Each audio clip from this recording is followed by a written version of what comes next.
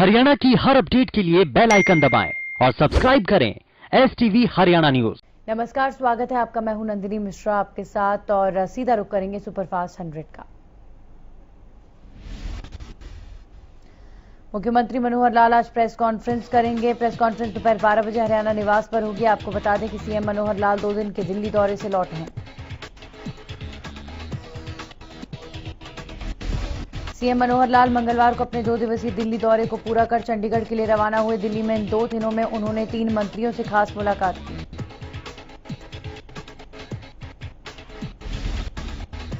अपने दौरे के दौरान सीएम ने सबसे पहले केंद्रीय पर्यटन राज्य मंत्री प्रहलाद सिंह पटेल के साथ बैठक की। मीटिंग दिल्ली के ट्रांसपोर्ट भवन में हुई।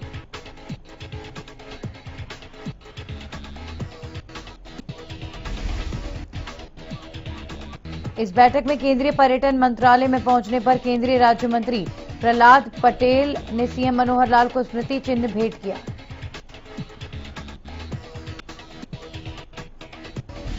बैठक के दौरान सीएम मनोहर लाल ने केंद्रीय पर्यटन राज्य मंत्री प्रहलाद पटेल के साथ हरियाणा की पर्यटन परियोजनाओं की प्रगति और कार्यों को लेकर विचार विमर्श किया। बैठक में केंद्रीय पर्यटन मंत्रालय और हरियाणा पर्यटन निगम के उच्च अधिकारी भी मौजूद रहे।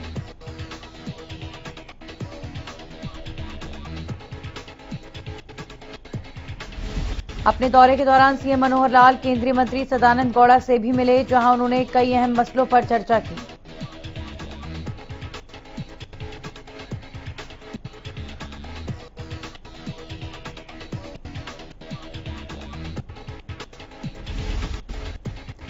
सीएम ने अपने दौरे के दौरान तीसरी मुलाकात केंद्रीय मंत्री हरदीप पुरी से की, जिसके बाद सीएम वापस चंडीगढ़ के लिए रवाना हुए।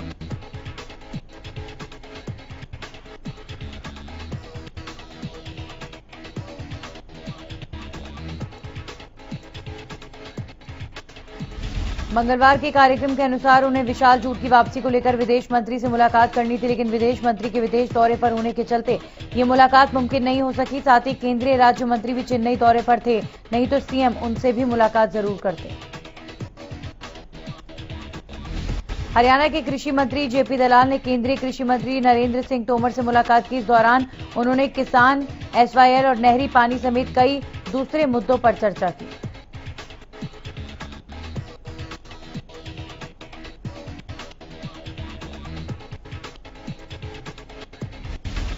हरियाणा के कृषि मंत्री जेपी दलाल ने मंगलवार को दिल्ली में केंद्रीय कृषि मंत्री नरेंद्र सिंह तोमर और पशुपालन मंत्री गिरिराज सिंह से मुलाकात कर हरियाणा की खेती के लिए पानी और झींगा पालन को लेकर चर्चा की।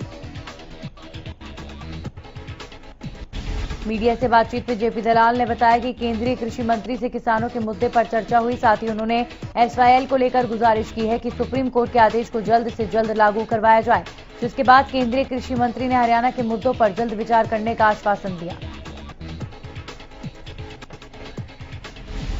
वहीं किसान आंदोलन के मुद्दे पर जेपी दलाल ने कहा कि केंद्र सरकार किसानों के साथ कृषि कानूनों पर चर्चा के लिए हमेशा तैयार है। अगर कृषि कानूनों में कोई कमी है और संशोधन की जरूरत है तो केंद्र सरकार उसके लिए भी तैयार है।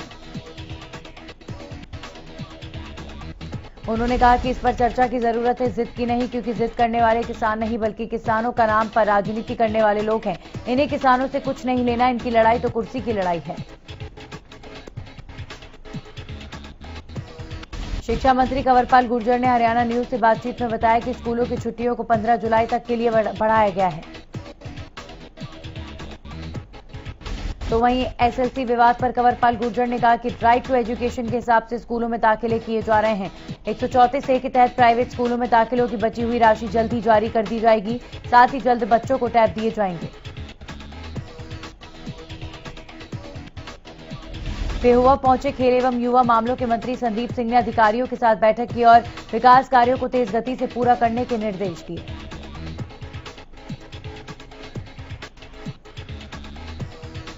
उन्होंने कहा कि जनहित के कार्यों को लेकर किसी भी तरह की देरी और लापरवाही सहन नहीं की जाएगी।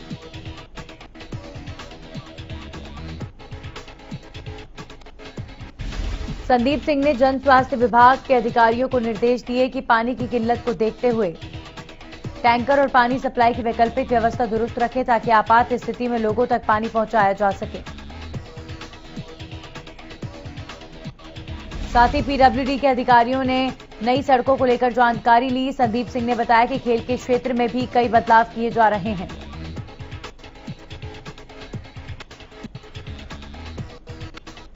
कांग्रेस प्रदेश अध्यक्ष कुमारी शैलजा ने सरकार को कई अहम मामलों पर असफल बताया। उन्होंने एक प्रेस कॉन्फ्रेंस के दौरान बीजेपी पर कोरोना में राजनीति करने का आरोप लगाया। कुमारी शैलजा ने कहा कि कोरोना के खिलाफ रणनीति के लिए बुलाई गई सर्वदलीय बैठक में कांग्रेस ने कई बार सुझाव दिए, लेकिन सरकार ने सुझावों को दरकिनार कर अपनी मनमानी की।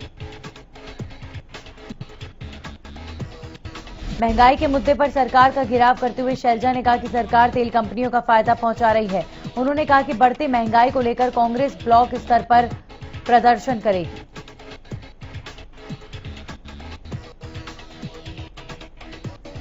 पूर्व सीएम और प्रतिपक्ष नेता भूपेंद्र सिंह हुड्डा के निजी सुरक्षा अधिकारी यानी पीएसओ के खिलाफ रोहतक में बलात्कार का मामला दर्ज हुआ है।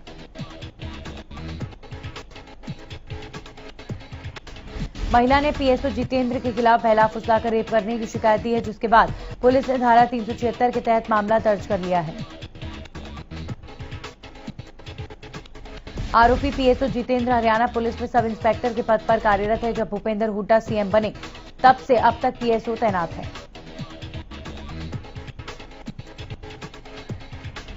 इनेलो के प्रधान महासचिव अभय सिंह चौटाला ने कहा कि अगर चुनाव आयोग और अदालती पहलुओं की कोई अड़चन नहीं आती तो एलनाबाद उपचुनाव में इनेलो सुप्रीमो ओम प्रकाश चौटाला इनेलो के प्रत्याशी होंगे। अभय चौटाला ने एलनाबाद चुनाव को लेकर सरकार से सवाल किया और कहा कि अगर सरकार प्रदेश भर में पंचायती चुनाव और नगर परिषद के चुनाव करवाने के लिए कार्य योजना तैयार की जा सकती है तो फिर एलनाबाद उपचुनाव क्यों नहीं करवाए जा सकते। अभय चौटाला ने कांग्रेस, बीजेपी और जेजेपी पर चुनाव से भागने का आरोप लगाया। उन्होंने कांग्रेस पर तंज कसते हुए कहा कि कांग्रेस प्रदेश और देश में बिखराव पर है और हरियाणा में कांग्रेस अभी तक जिले स्तर पर भी संगठन खड़ा नहीं कर सकी है।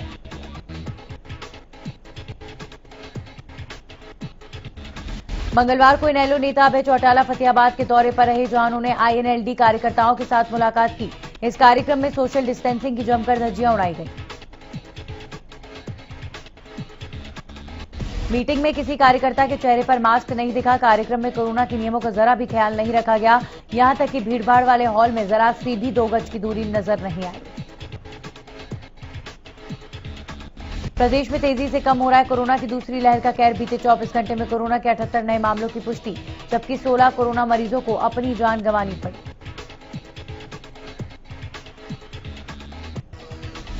सरकार की ओर से जारी आंकड़ों के मुताबिक इलाज के बाद प्रदेश में एक दिन में 160 लोगों ने कोरोना को मात दी। आपको बता दें कि बीते कुछ दिनों से प्रदेश में कोरोना मरीजों की रिकवरी रेट में काफी सुधार आया है। कोरोना के डेल्टा प्लस वेरिएंट को लेकर मनोहर सरकार एक्शन में आ गई है। 1 जुलाई को चंडीगढ़ में सीएम मनोहर की अध्यक्षता में डेल्टा प्लस को लेकर हाई लेवल मीटिंग होगी। सीएम की अध्यक्षता में होने वाली इस मीटिंग में स्वास्थ्य विभाग के आला अधिकारी भी मौजूद रहेंगे। बता दें कि फरीदाबाद के रास्ते डेल्टा प्लस ने प्रदेश में एंट्री ले ली है। फरीदाबाद में डेल्टा प्लस का पहला केस मिला था। फरीदाबाद में प्रदेश का पहला डेल्टा प्लस वेरिएंट का केस मिलने के बाद स्वास्थ्य विभाग अलर्ट पर है।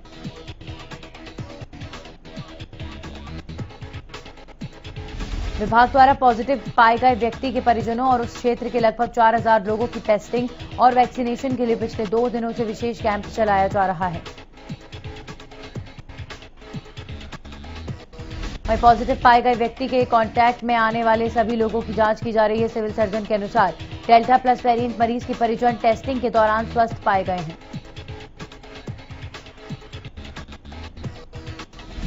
सिविल सर्जन ने बताया कि एसआईसी के द्वारा उन्हें डेल्टा प्लस वेरिएंट के बारे में सूचना मिली थी, जिसके बाद उस एरिया के घर घर का सर्वे करवा दिया गया है।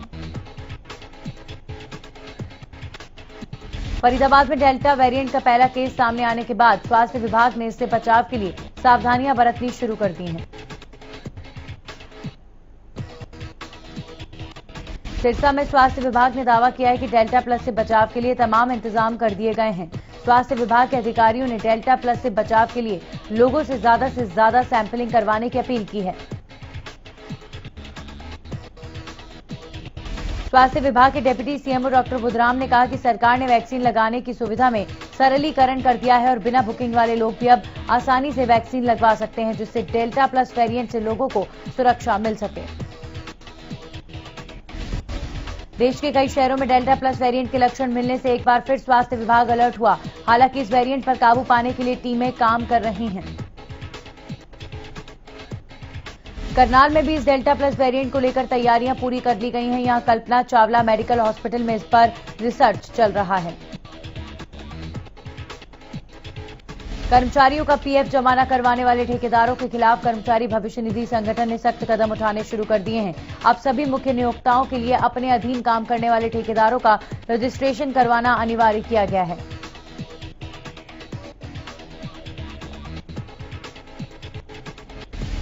इसके लिए कर्मचारी भविष्य निधि संगठन ने एक पोर्टल भी लॉन्च किया है, जिसके जरिए नियोक्ता ऑनलाइन तरीके से भी अपने अधीन ठेकेदारों का रजिस्ट्रेशन करवा सकता है। अगर कोई मुख्य नियोक्ता अपने अंडर काम करने वाले ठेकेदार का रजिस्ट्रेशन नहीं करवाता है, कर्मचारियों का पीएफ जमा नहीं करवाया है, तो इसकी भरपाई मुख्य नियोक्ता द्वारा करवाई जाएगी। सोनीपत में बर्खास्त पीटीआई टीचर नौकरी बहाली के लिए लगातार प्रदर्शन कर रहे हैं। लंबे वक्त से मिनी सचिवालय के सामने धरना दे रहे किसानों ने कई बार सरकार को लिखित ज्ञापन दिया, लेकिन उनकी मांगें आज भी अधूरी हैं।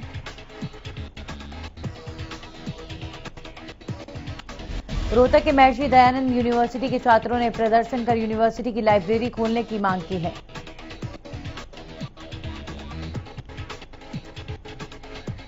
छात्रों का कहना है कि कोरोना के चलते यूनिवर्सिटी को बंद कर दिया गया था, जिसकी वजह से उनकी पढ़ाई काफी प्रभावित हो रही है।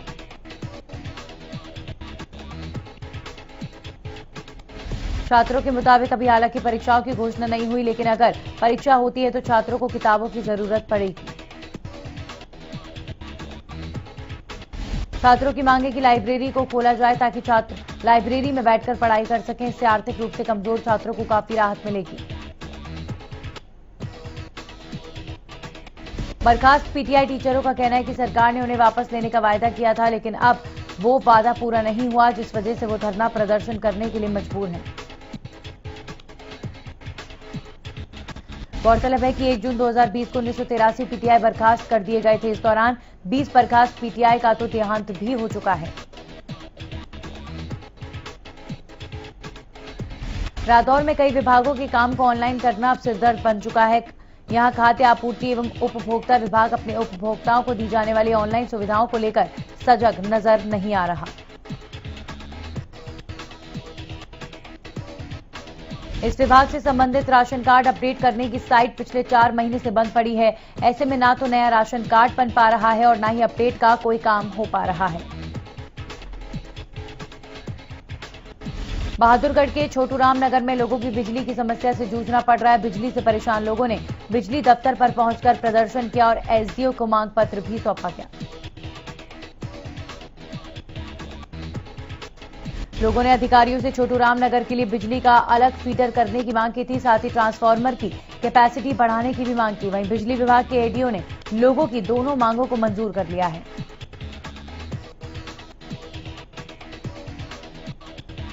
अंबाला के हिसार रोड पर पड़ने वाले मटेडी सेखों के दुकानदार बिजली के बढ़े हुए बिल से काफी परेशान हैं। दुकानदारों का कहना है कि इस महीने बिजली के बिल पहले से 5 से 10 गुना तक बढ़े हुए आए हैं।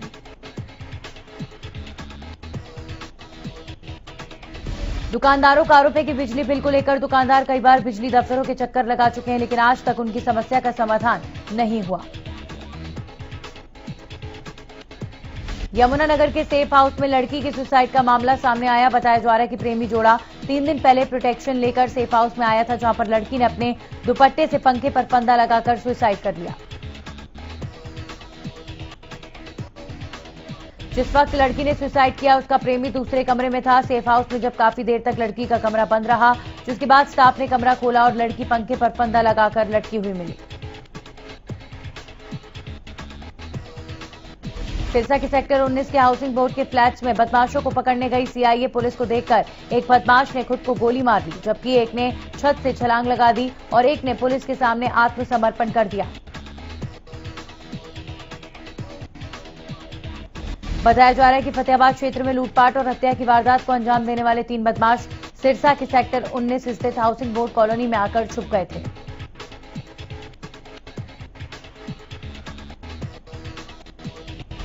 सोनीपत पुलिस ने 15 जून को नाहरा गांव के डबल नहर पुल के पास मिले शव की गुत्थी को सुलझा लिया है। बताया जा रहा है कि दिल्ली के रहने वाले युवक संदीप की हत्या प्रेम प्रसंग में की गई थी।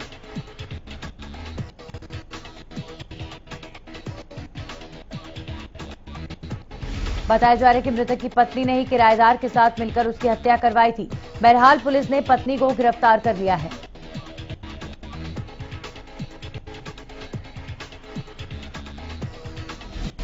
सोनीपत की सीआईए 1 पुलिस को बड़ी सफलता हाथ लगी है। टीम ने सागर की गोली मारकर हत्या करने वाले एक आरोपी को गिरफ्तार कर लिया है।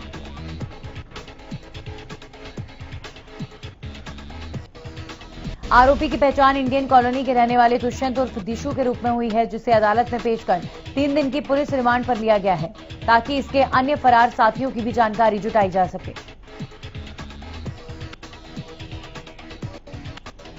अभी तक की पूछताछ में सामने आया कि होटल में हुई मारपीट का बदला लेने के लिए इस हत्या की वारदात को अंजाम दिया गया है।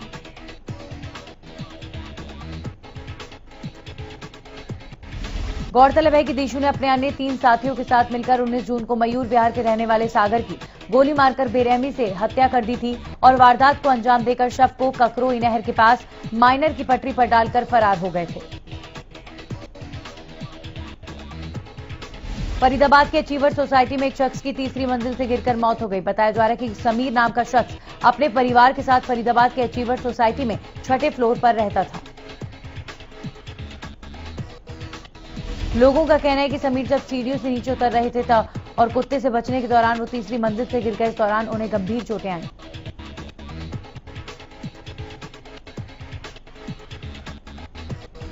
कुरुक्षेत्र में पुलिस चेकिंग के दौरान लगे नाके पर गाड़ी रोकने की बजाय पुलिसकर्मी को ही बोनट पर बिठाकर एक दबंग कई मीटर तक घसीटता ले गया।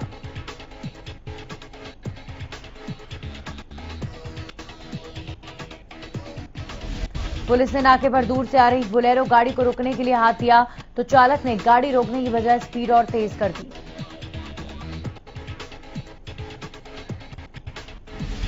इस दौरान नाके पर खड़े हेड कांस्टेबल संजीव कुमार ने अपनी जान की परवाह न करते हुए सड़क के बीच आकर गाड़ी को रोकने की कोशिश की, लेकिन गाड़ी चालक ने गाड़ी नहीं रोकी। इस पूरी घटना का वीडियो कांस्टेबल संजीव कुमार ने खुद बनाया, जिसमें लगभग आधा किलोमीटर की मशक्कत के बाद चीता राइडर और जोनल ऑफिसर ने किसी तरह गाड़ी को रुकवाया, तब जाकर पुलिसकर्मी की जान बची।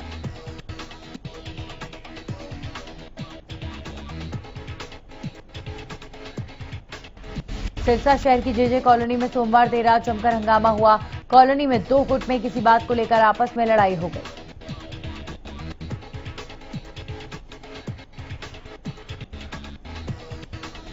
दो गुटों में लड़ाई इतनी बढ़ गई कि उन्होंने एक दूसरे पर पत्थरबाजी की और पेट्रोल भी फेंका।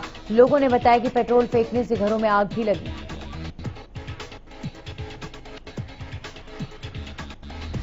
गोहाना सिटी थाना पुलिस ने हाईवे पर राहगीरों से लूट की घटना को अंजाम देने वाले एक गिरोह के 3 सदस्यों को गिरफ्तार किया है।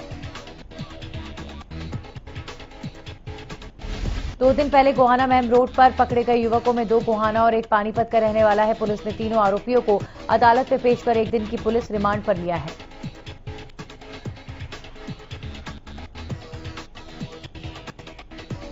गोहाना सिटी थाने के एसएचओ ने बताया कि 26 जून को गोहाना के ही रहने वाले एक शख्स ने शिकायत दी थी, जिस पर कार्रवाई करते हुए पुलिस को ये कामयाबी मिली है।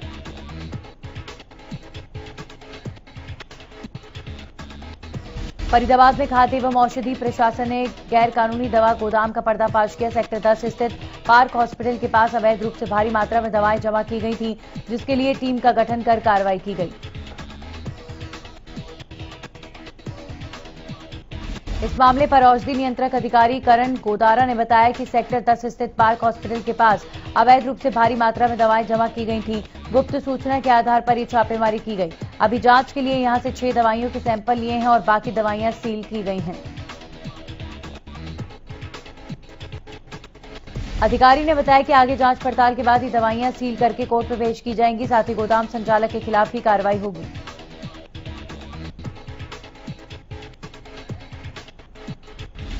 पिछले दिनों निसिंग में हुए पुलिस और सिख समाज के युवाओं के बीच झगड़े को लेकर करनाल के डाचर गांव में पंचायत हुई। ये मीटिंग बाबा गुरमीत सिंह जी की अध्यक्षता में हुई।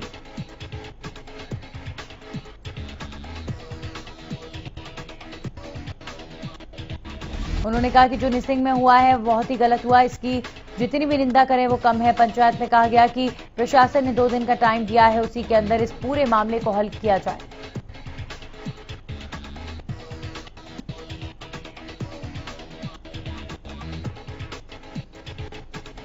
अगर तय सीमा के अंदर जांच नहीं होगी तो आगे की कार्रवाई के लिए हम विवश होंगे। पंचायत में 13 मेंबरी कमेटी बनाने का फैसला हुआ जो इस पूरे मामले को देखेगी।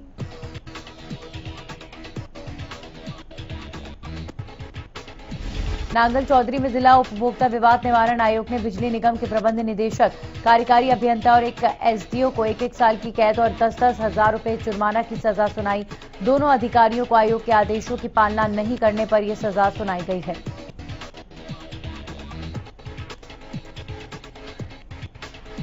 आयोग के चेयरमैन मनजीत सिंह नरवाल ने बताया कि निगम अधिकारियों के व्यवहार की वजह से गरीब किसान को भारी परेशानी का सामना करना पड़ा।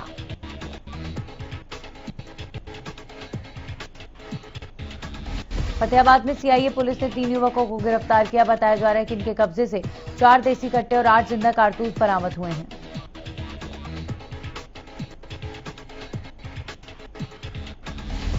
फतेहाबाद के गांव अयालकी के पास से किए गिरफ्तार सभी आरोपियों पर अलग अलग धाराओं के तहत मुकदमा दर्ज किया गया है। सिरसा में शहर के मुख्य डाकघर के नजदीक आग लग गई। सूचना पाकर पहुंचे फायर ब्रिगेड की टीम ने तेजी दिखाते हुए आग पर काबू पाया। बताया जा रहा है कि मुख्य डाकघर के नजदीक कूड़ादान बना हुआ था, जहां से कूड़े में अचानक आग लग गई और तेजी से फैलती चली गई। हिसार की एसटीएफ पुलिस टीम और रानिया थाना पुलिस ने सूचना के आधार पर कार्रवाई करते हुए लूट की योजना बनाते हुए 3 युवकों को अवैध हथियारों के साथ काबू किया। पुलिस ने पकड़े गए आरोपियों के कब्जे से 32 बोर के 6 पिस्तौल और 17 जिंदा कारतूस बरामद किए हैं। आरोपियों से पूछताछ के दौरान अन्य आपराधिक वारदातों का भी खुलासा होने की संभावना है। बता दें कि पकड़े गए 2 युवक श्रीगंगानगर के व्यापारी हैं। 2 करोड़ से फिरौती मांगने के मामले में संलिप्त पाए गए हैं। आरोपियों की पहचान धानी जोधपुरिया के रहने वाले सागर और प्रेमनगर के रहने वाले विशाल के रूप में हुई है।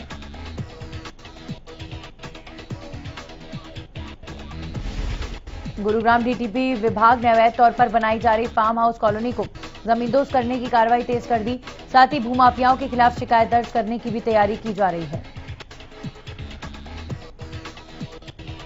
दरअसल डीटीपी विभाग को गैरतपुर पास गांव में अरावली की तलहटी से सटी फॉरेस्ट लैंड या एनसीजेड दायरे में शुमार 20 एकड़ में बनाई जा रही अवैध कॉलोनी की शिकायतें मिल रही थी, जिसको लेकर विभाग की ओर से कारण बताओ नोटिस भी जारी किया गया। लेकिन बावजूद इसके इस इलाके में लगातार अवैध कंस्ट्रक्शन के काले कारोबार को अंजाम दिया जा रहा था। वहीं इस मामले में डीटीपी आरएस भाट की माने तो इस मामले में 4 आरोपियों की पहचान की गई है, जिनके खिलाफ मामला दर्ज करवाने की तैयारी की जा रही है।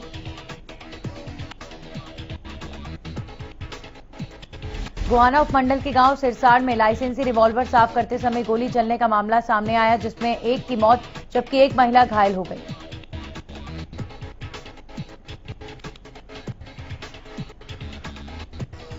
जुलाना की मेन मार्केट में एक पैंट और हार्डवेयर के व्यापारी को गैंगस्टर द्वारा धमकाने का मामला सामने आया है। इसी के साथ सुपरफास्ट 100 में इतना ही।